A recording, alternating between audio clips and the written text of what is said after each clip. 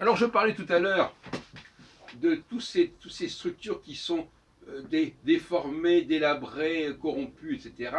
Je parlais des règles du football, je parlais des règles du jeu politique, et je parlais aussi des langues.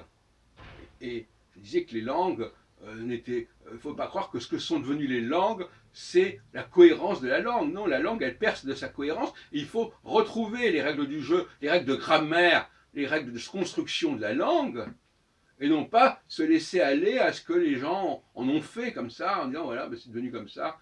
Allons, il faut accepter les choses comme elles sont. Non,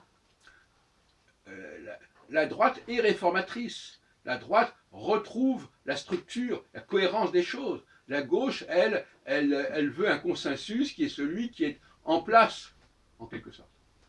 Alors, quelles sont les raisons qui ont fait, par exemple, que l'anglais a emprunté au français? Alors, il y a toutes sortes de raisons. Il y a des raisons historiques qui font que, effectivement, les Normands ont envahi au XIe siècle l'Angleterre, etc. Mais il y a des raisons structurelles. C'est-à-dire qu'il y a l'anglais est une langue qui n'a pas certains éléments pour fonctionner. Et c'est parce que c'est ces éléments qui lui manquent qui l'ont contraint à faire appel au français. Il n'a peut-être pu trouver lui-même un mode de fonctionnement, il ne l'a pas trouvé, donc il a fait appel au français. Souvent comme ça. On importe parce qu'on n'est pas capable de créer sa propre production sur place. Voilà. Donc c'est un échec déjà. Alors, ce qui est caractéristique de l'empreinte de l'anglais au français, c'est pas l'emprunt des noms communs. Tel et tel objet va s'appeler comme ceci ou comme cela. Non, ça c'est pas très grave à la limite. Quand on ne fait qu'emprunter des noms, c'est pas très grave. Et quand on emprunte des verbes et accessoirement des adjectifs ou des adverbes, là c'est beaucoup plus grave. Parce que là, dans un cas, les noms, bon, bah, il y a un nouvel objet, par exemple, un nouveau pays, il a un nom, ou une nouvelle personne, elle a un nom, bon c'est conjoncturel. Mais quand on voit le nombre de verbes français qui sont installés en anglais, on se dit, là, il y a un vrai problème. Et on pourrait parler aussi de l'allemand, bien sûr, mais pour l'instant, restons-en dans cette vidéo à l'anglais.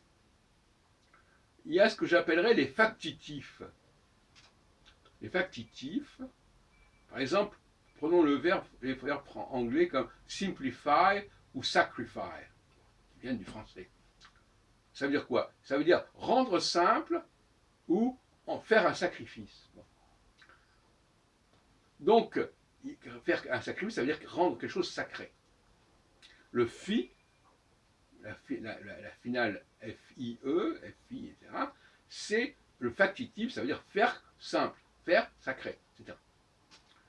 De la même façon, les mots qui commencent par N, encourage, enrich, empower, etc., c'est également l'idée de faire les choses. C'est l'idée de pouvoir. C'est d'ailleurs les concepts de pouvoir. Parce que celui qui a le pouvoir, c'est lui qui fait les choses. C'est lui qui les transforme. Et vous avez aussi la forme en IS. Finish, ça veut dire de mettre fin à quelque chose. Blemish, ça veut dire rendre blême. Donc finalement, c'est cette notion du verbe comme outil du pouvoir, comme représentant l'activité du leader. Qu'est-ce que le leader fait? Eh bien, il intervient, il agit, il fait que les choses se fassent. Eh bien ça, l'anglais n'a pas su le faire. Pour des raisons qui font peut-être que les peuples anglais étaient un peuple d'esclaves, qui n'est pas capable de penser le pouvoir au départ, et par conséquent, il ne s'est pas construit, il n'a pas su construire des verbes qui impliquent le pouvoir, qui servent le pouvoir, et donc, par conséquent, il a dû emprunter au français. C'est QFD.